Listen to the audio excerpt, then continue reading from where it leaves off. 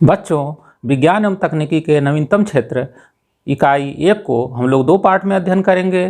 पहले पार्ट में पाठ का समरी है और दूसरे पार्ट में उसका अभ्यास प्रश्न है। तो आइए हम लोग अभ्यास प्रश्नों को 1 बाय 1 सॉल्व करते हैं।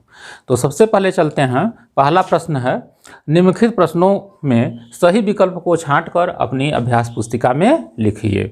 तो पहला है, आधुनिक संचार माध्यम है। तो प्रश्न में पूछा गया है आधुनिक संचार माध्यम। तो आधुनिक में आजकल देखिए इंटरनेट ही चल रहा है, तो इसका पहला ऑप्शन करेक्ट इंटरनेट है। पत्र और कबूतर तो ये बहुत पहले के हैं। अंतरिक्ष कार्यक्रम के जनक हैं। तो अंतरिक्ष कार्यक्रम के जनक डॉक्टर विक्रम साराभाई हैं। Third option correct.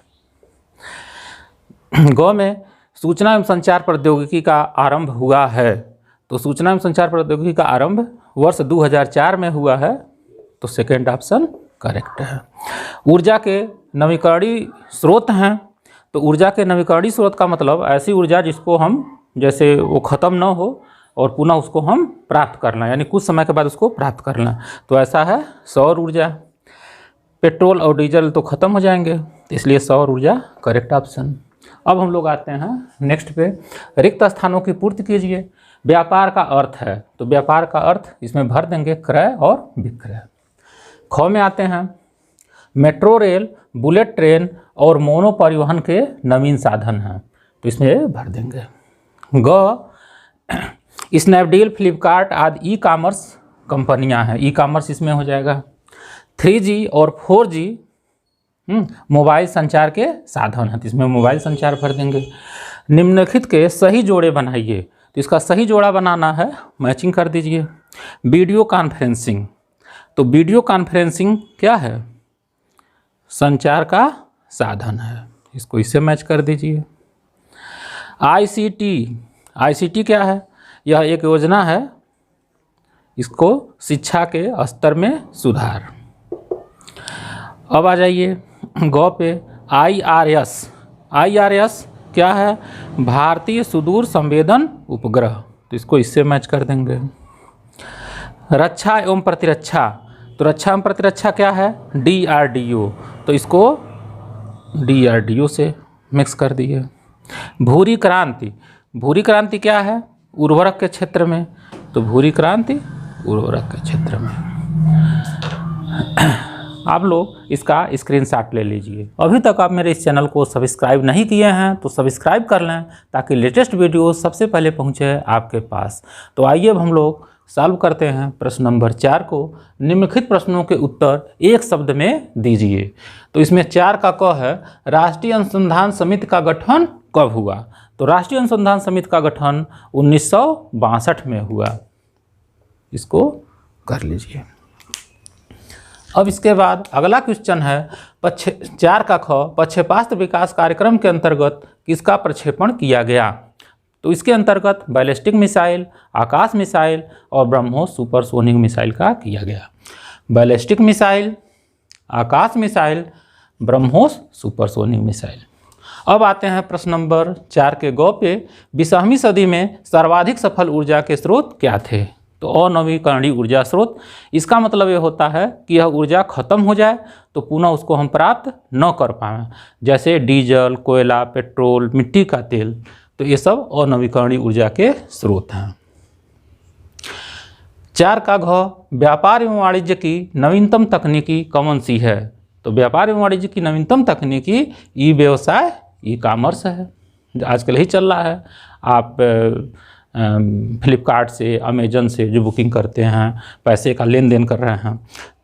4 का अंग, NEGP की शुरुआत कब हुई? तो इसकी शुरुआत 18 मई 2006 में। 4 का च, भूतापी ऊर्जा किस प्रकार की ऊर्जा है?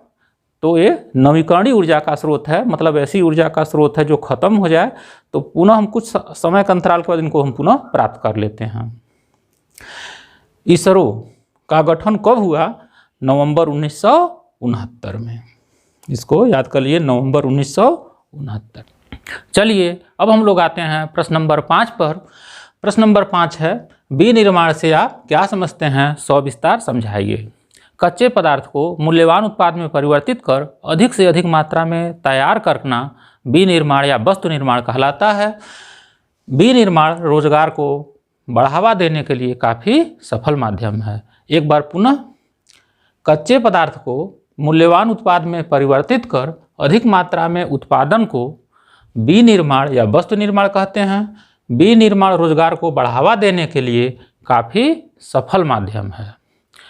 आप इसका स्क्रीनशॉट ले लीजिए, तब फिर हम इसके बाद शुरू करते हैं।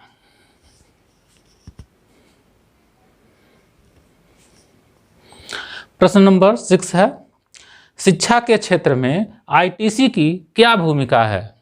आंसर, आईसीटी कौशल क्षमता बढ़ाने और कंप्यूटर सहायक शिक्षण प्रक्रिया के माध्यम से सीखने का अवसर प्राप्त हुए।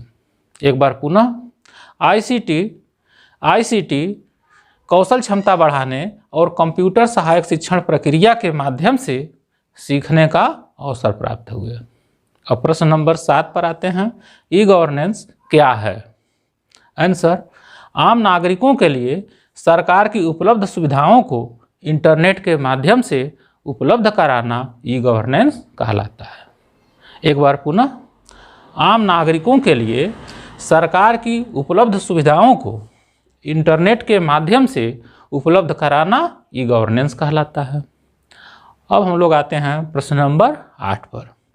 ई गवर्नेंस की आम जीवन में क्या उपलब्धियां हैं? शासन संबंधी सभी सूचनाओं को इंटरनेट के माध्यम से उपलब्ध करा दिया जाता है।